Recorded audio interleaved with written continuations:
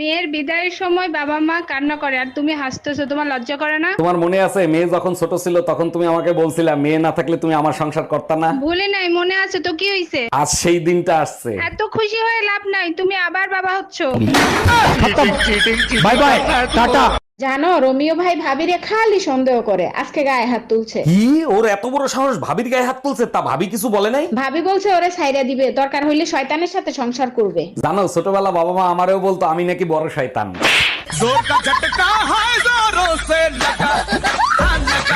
Doctor আমারে যদি ভালো করতে পারেন তাহলে চিকিৎসা করেন, তা না হলে অন্য কোথাও যাব। আরে কি বলেন, আমি হলাম সেই ডাক্তার, এখনো গোরস্থানের পাশ দিয়ে গেলে লাশ উঠে সালাম দেয়। বলেন কি? তা সালাম দিয়ে কি জিজ্ঞেস করে? এখন তো মরে গেছে, এখন তো বলেন আমার কি রোগ হয়েছিল।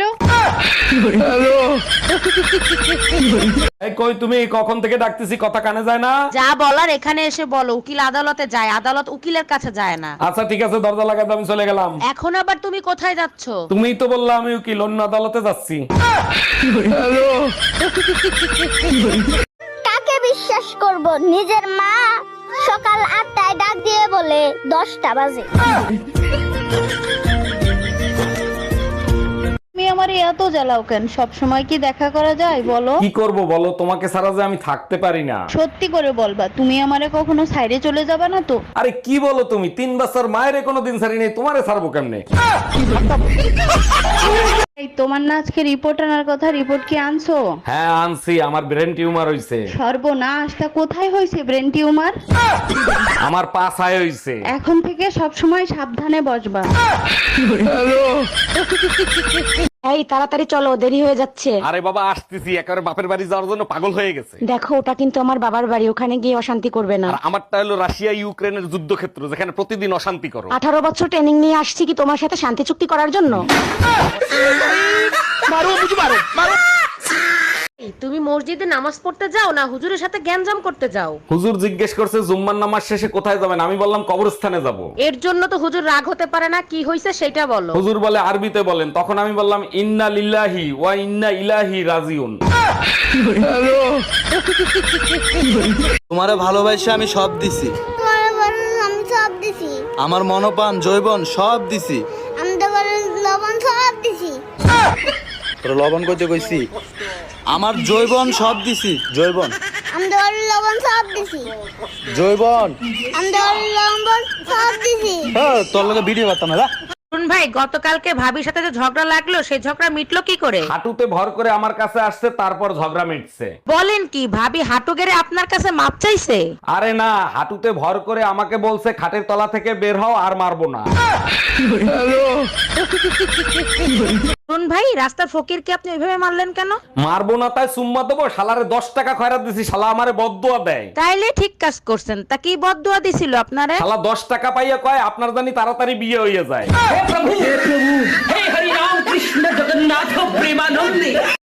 জানো বউয়ের জামা কাপড় ধুয়ে দিলে আর রান্না বান্না করে দিলে সোয়াব পাওয়া যায়। ও আচ্ছা, তাই নাকি? তাহলে তো 4টা বিয়ে করতে হবে। শুধু জামা কাপড় ধোয়া রান্না করার জন্য 4টা বিয়ে করতে হবে কেন? যত বেশি রান্না করব, যত বেশি কাপড় চোপড় ধুয়ে দেব, তত বেশি ছোঁয়া পাবো।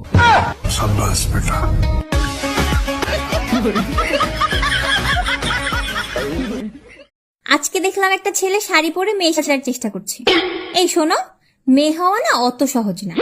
মেয়ে হতে হলে ঠিক করে ঝগড়া করা জানতে হবে, সন্দেহ করা জানতে হবে, কারণ ছাড়াই অভিমান করা জানতে হবে, আবার একটুতেই ভ্যা করে কেঁদে ফেলা জানতে হবে, ঢং করা জানতে হবে। বুঝলা? অত সহজ না।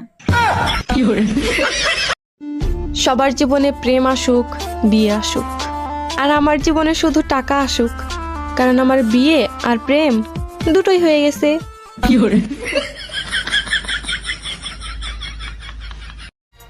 কিছু কিছু মেয়েরা আমাকে দেখে এতটাই হিংসা করে যে মনে হয় আমি তাদের সতীন লাগি ভাই। এই কই তুমি? এইদিকে একটু আসো তো। এই কালকে তুমি যে নতুন ফোনটা এনে দিছো না, ওই ফোনটাতে একটা মেসেজ আসছে আর ফোনটা বন্ধ হয়ে গেছে। সর্বনাশ, বলো কি? কই দেখি ফোন। কি মেসেজ আইছিল? কি জানি মেসেজ আসছিল। ও মনে পড়ছে, ব্যাটারি লো। ভাই শুনেন, আমার জামাইরে দেখছেন? 7 দিন আগে গেছে আলু কিনতে, এখনো বাসায় আসে নাই। তাইলে ম্যাডাম এক কাজ করেন, অন্য তরকারি রাঁধি ফেলেন। ইচ্ছা করে ঝগড়া করে ভাল লাগে, কারণ ছাড়াই ঝগড়া করে ভাল লাগে, শুধু শুধু ঝগড়া করে ভাল লাগে, মাঝে মাঝে ঝগড়া আবার লাগাই দেই, ভাল লাগে। হ্যালো জান, কি করো? তোমারে না কতবার বলছি বারবার ফোন দিয়ে ডিস্টার্ব করবা না। আমার কাছে যদি অনেক টাকা থাকতো না, তোমার আমি ঘরের থেকে উঠাই নিয়ে আসতাম। তোমার কাছে যদি অনেক টাকা থাকতো তাহলে আমি নিজেই চলে আসতাম। साला ये दुख का खत्म नहीं होता बे।